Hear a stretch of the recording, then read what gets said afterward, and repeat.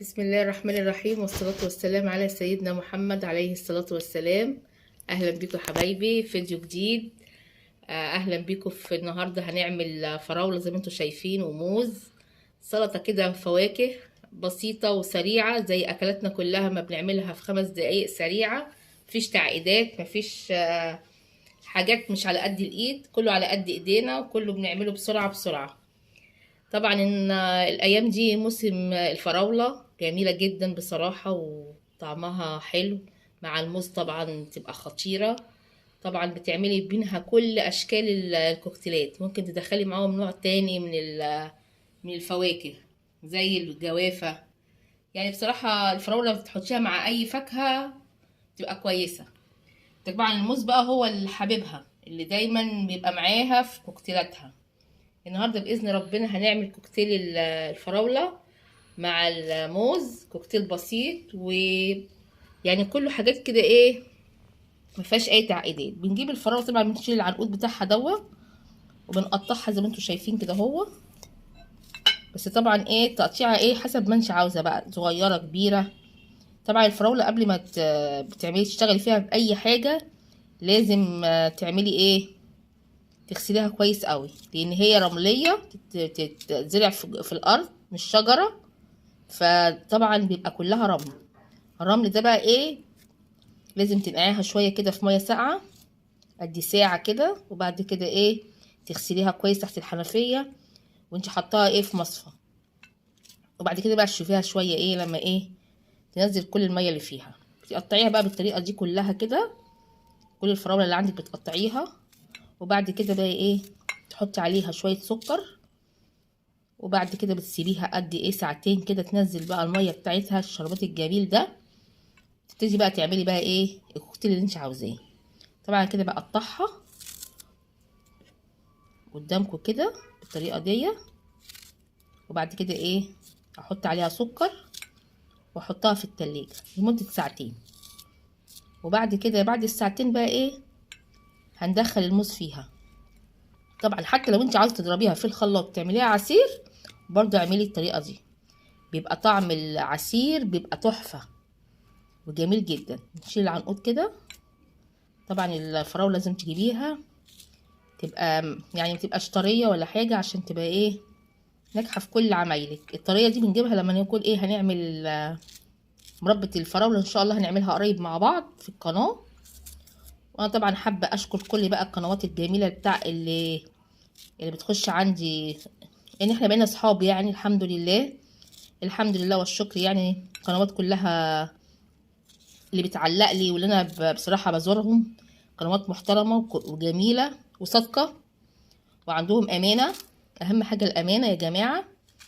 طبعا الورد اللي انا ببعته لكم يعني هو بيترد لي بس مش كتير بصراحه يعني، بس يلا الحمد لله. الواحد بيحمد ربنا على اي حاجه وكل حاجه. ويا ريت الفيديو ده يتشاف زي ما كده بشوف الفيديوهات الجميله بتاعتكم.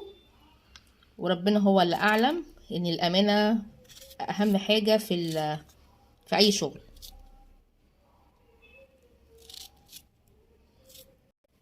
دلوقتي احنا قطعنا بقى الفراولة وحطينا عليها السكر لمدة ساعتين. شوفوا الشربات بقى جميل ازاي بتاعها، ما شاء الله.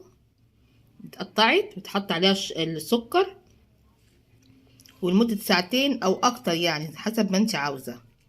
كل ما جت السكر مع الفراولة اكتر كل ما كان احلى. هنجيب بقى ايه الكاسات زي ما انتم شايفين كده، نعمل كوكتيل. بسم الله الرحمن الرحيم.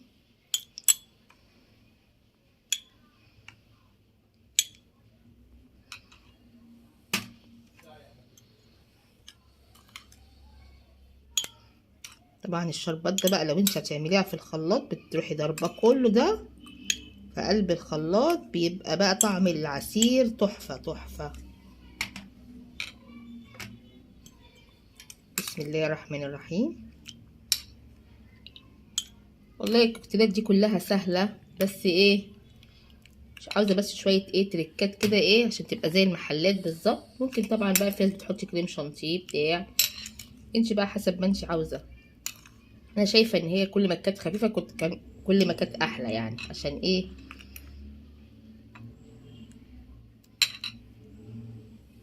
كده حطينا بقى، غرفنا كده، هنجيب بقى الموز بتاعنا.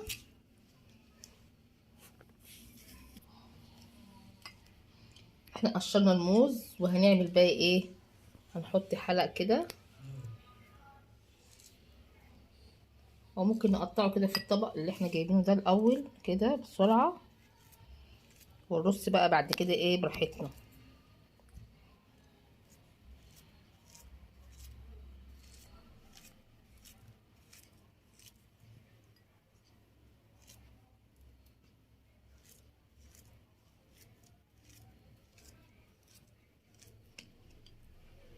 تمام كده. هرش بقى كده ايه قطع الموز.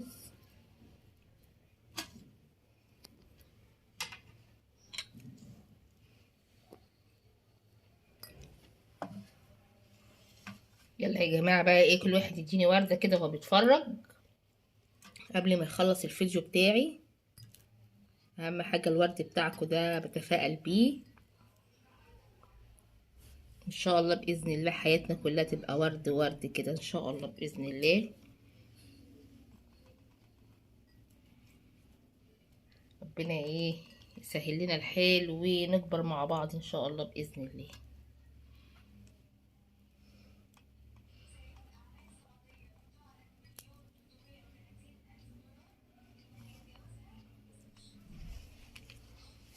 هنيجي بقى نعمل ايه اخر حاجه كده، ايه تركه بسيطه كده عشان ايه، بس الشربات بقى كده نحطه على الموز، بحيث ان ايه الموز كمان ياخد من النكهه بتاعه الفراوله اهو.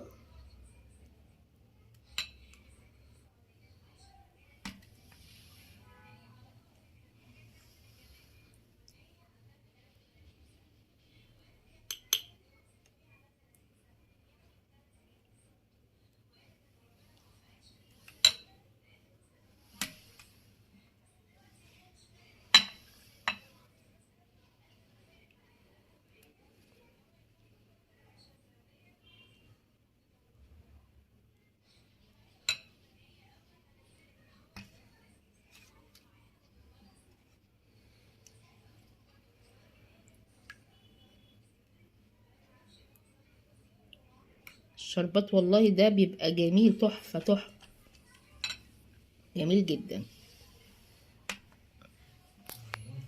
كده خلصنا كوكتيل الموز بالفراولة.